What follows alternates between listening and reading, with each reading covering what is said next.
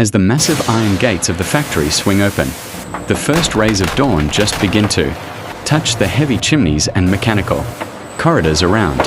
This is one of the largest modern bone factories in the world.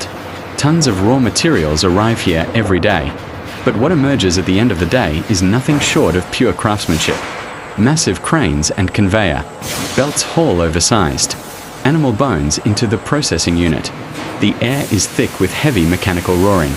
At first glance, anyone might wonder how luxury dish sets could ever be crafted from such a rugged, dusty environment. But this is exactly where the magic of modern technology begins.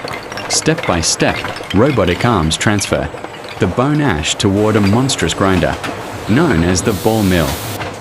There, it is blended with water and precise amounts of feldspar and china, clay to create a thick, buttery smooth liquid mixture. The workers call it silky slurry. This is the true soul of bone china. This liquid is so flawless that not a single bubble of air or speck of dust is allowed to remain inside. Then comes that magical moment, glazing. An automated robotic arm dips each plate into a special liquid glass mixture. Then, as they are fired one final time inside a high-temperature tunnel kiln, the real magic happens.